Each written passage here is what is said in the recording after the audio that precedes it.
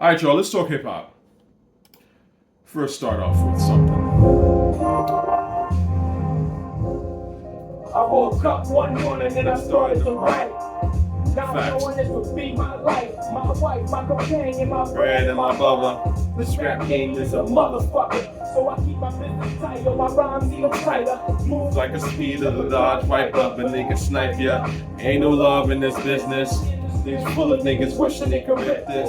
It's built like this, Things don't change. It remains the same, the same. Going against the grain, all they do is hold you back. Okay, so in personality to fall from hip hop. Dogs can't promote when the shit's hot. Still the same. Breakfast Club. It's my job, nigga. I'm trying to make my money. I spend time on my shit. Don't belittle me. Value my records, B. Okay, so start off with a little DL to basically put things in perspective. I went to a beat battle recently, and I thought about making this video. It kind of was percolating in my mind for a hot minute because obviously it took place in Toronto. It's probably organized by some people that I either know or could be connected to, and of course, you know me as a truth seller, the truth teller. You know what I'm saying? The Bible ripper.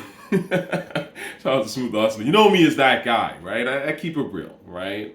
And I don't like to shit on people's hustles and all that kind of stuff, right? But let's talk. All right, I'm gonna put some Pierre in the background.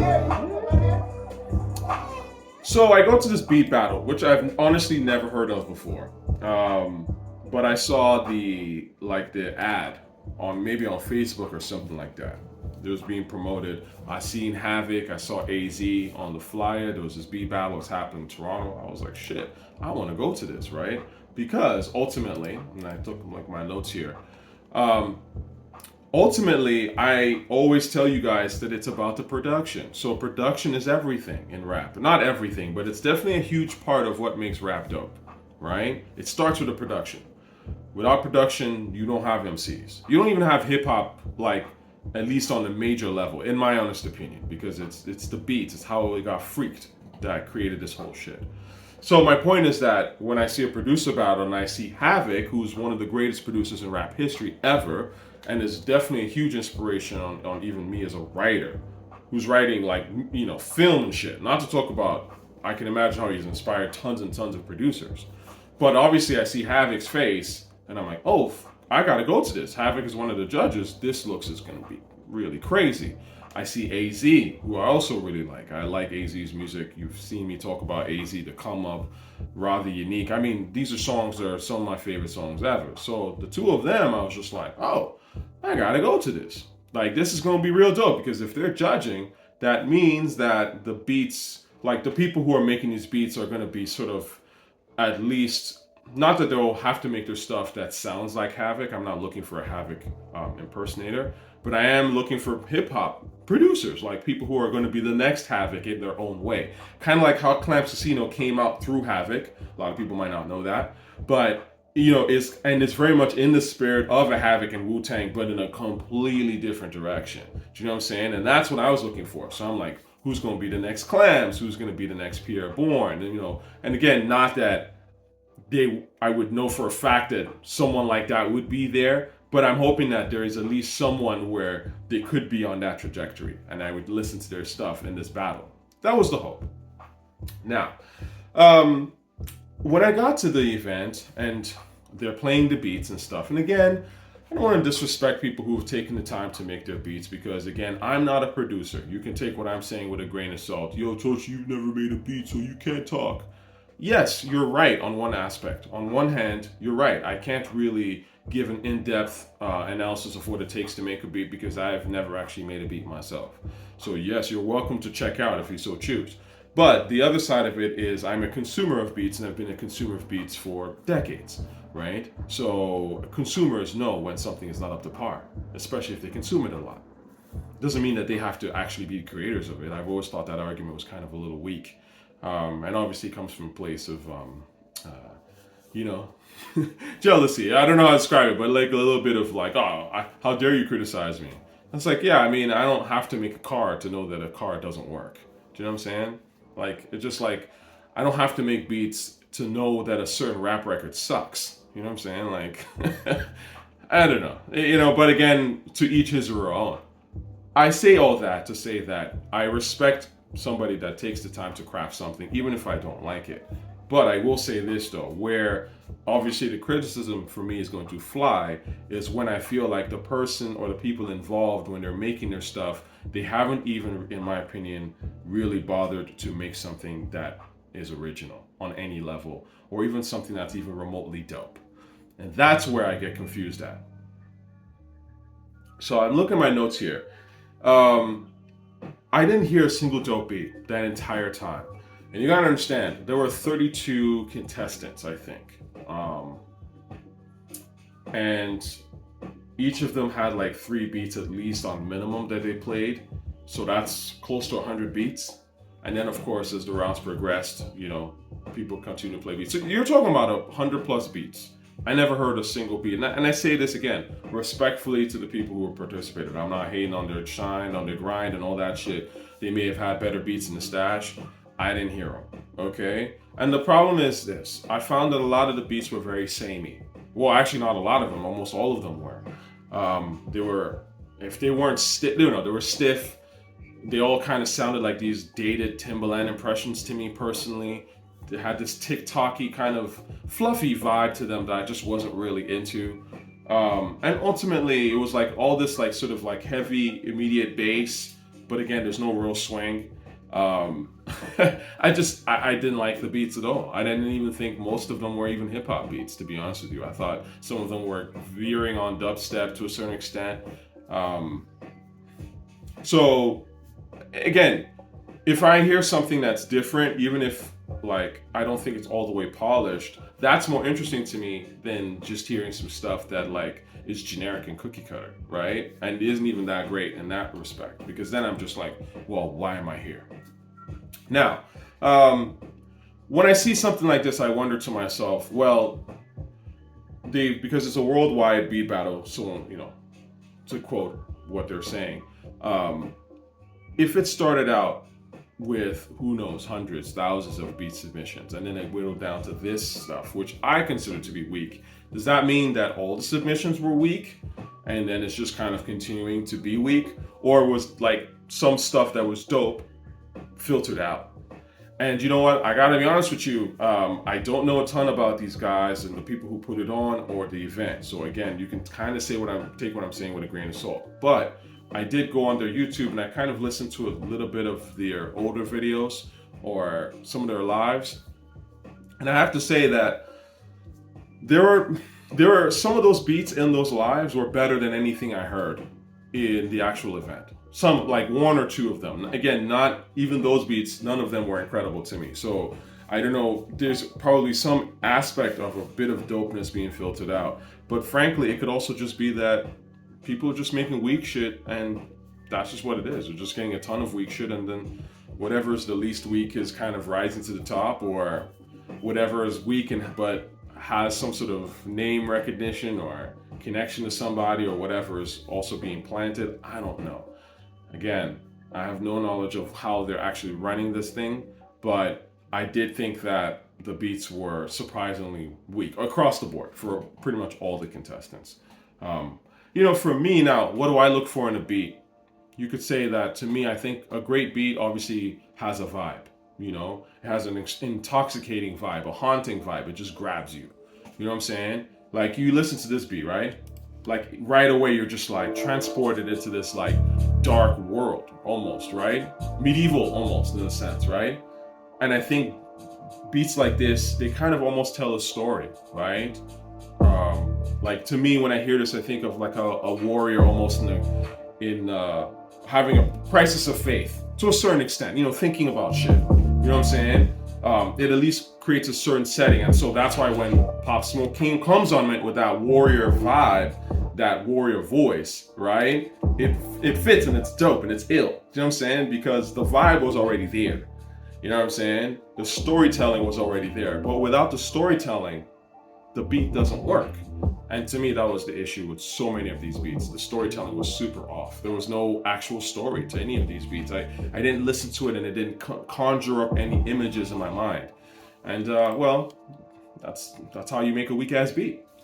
The other thing I wanted to mention, by the way, was that, you know, I think producing is like math, right? To a certain extent. Film, or not just film, I should say, but music is math, right? Which is why kids are encouraged to listen to music and to, you know, make music when they're young, because that kind of helps them with a certain brain functionality, if that makes sense. And look at Grandmaster Flash, right? Grandmaster Flash, who famously created the loop, the infinite loop of hip hop, right? The how beats kind of work and have continued to work since he patented that shit, right? I mean, he's a mathematician, he's a music mathematician, and he even says that he had a certain formula, he's trying to break things down into quarters and eighths and all this kind of shit. So my point is that usually a great beat just has a certain math to it, right? Like, you see how, like, there's a certain arrangement. Obviously, the sounds themselves, you have to pick interesting sounds that just strike you, that are haunting, that are memorable, that sound amazing. And then the arrangement of it is a certain thing, it's a certain math, but it's innate, it's a soulful math. And to me, when I was listening to some of these beats, like from the people in the concert, I just didn't see that math. The math was off. And I know that a lot of people are not very good at math, so I guess it goes to show that also probably a lot of people are not very good at making a great hip hop beat. It is, you know, just kind of nature of things. I will also say that the judges didn't really look like they were into it as much. They were just sort of there, like Havoc and them. And again, I'm not trying to shit on these guys. These are legends. I admire these guys like crazy, you know, but they were just there. To be fair, and one thing that I really appreciate is that they did a show afterward, which was super dope. And, you know, I got to see AZ live. I've never seen AZ live, so that was actually really cool to see. I think I have a clip. I'm gonna show y'all the clip.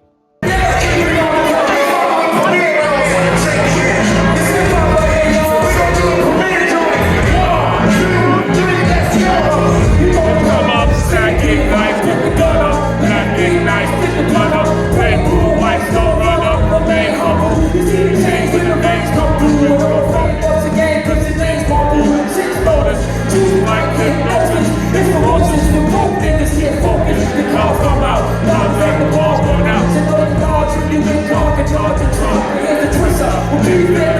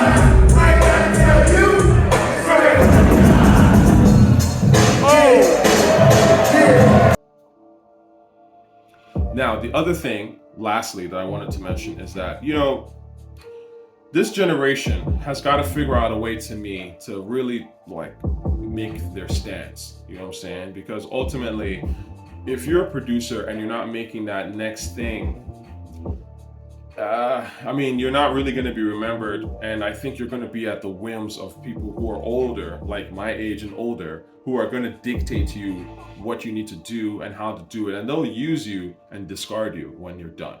You know what I mean?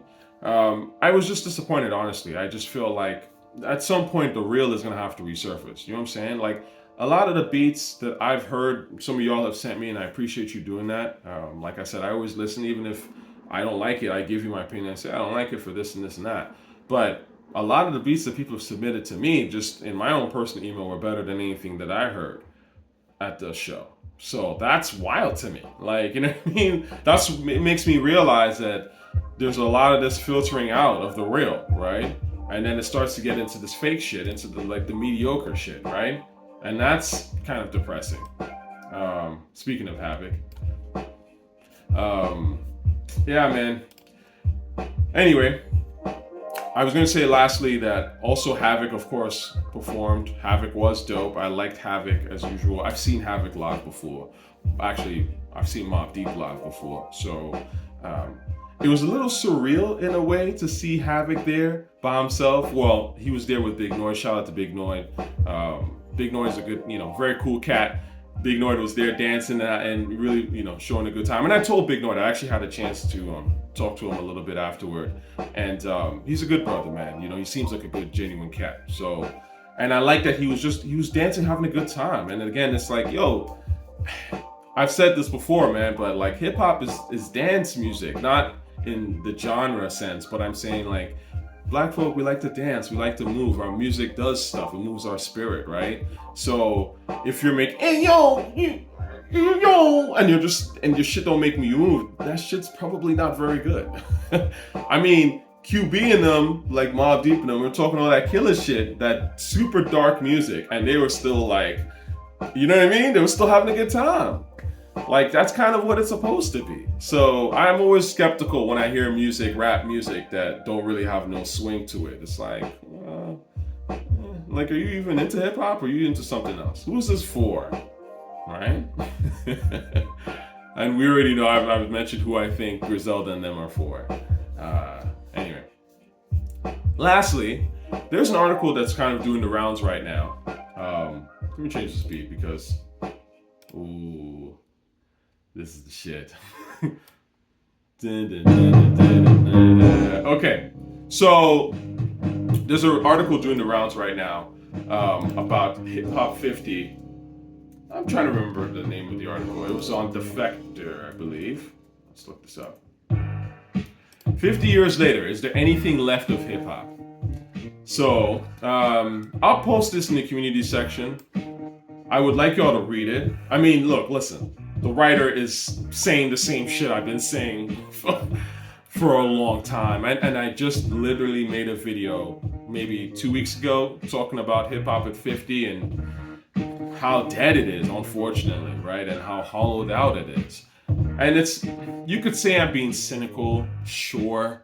But again, can you discount the stuff that I'm saying really, or what Jason England is saying? I mean, he's bringing up very real points about how capitalism works, how whiteness in general, white people like black things without the blackness, right?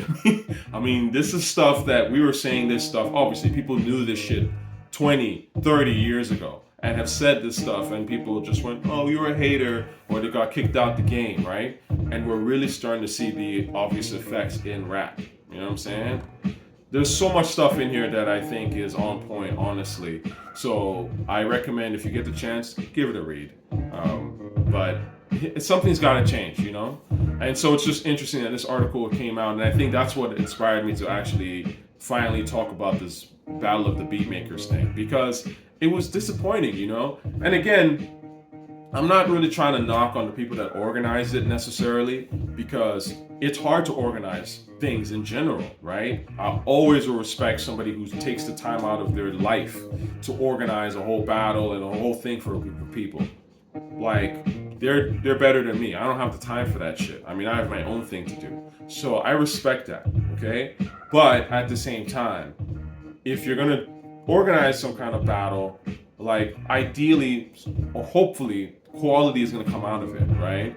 And if it's, I mean, there were people in there where I was kind of looking at it like, you know, with all due respect, even like the winners and things like that, where I kind of looked at him and was like, yo, is this nigga really winning because he's from New York City right now? Like, is that really what's going on?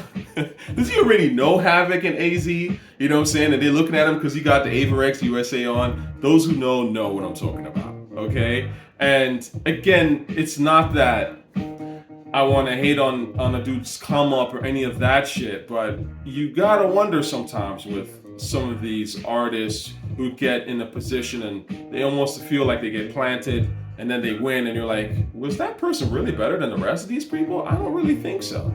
You know what I'm saying? Now, if the brother goes on to show improve and become a great producer, which I honestly doubt it, but that's beside the point. If he does, that's fantastic. That's great for hip hop. Fuck it. Prove me wrong. I really don't care. It's great, actually. It's a win for me because I just want to hear great rap shit. You know what I'm saying? But, you know, I gotta be honest, man. Like, again, an observation, when producer one, he was sitting up on the stage and just kind of like on his phone and shit.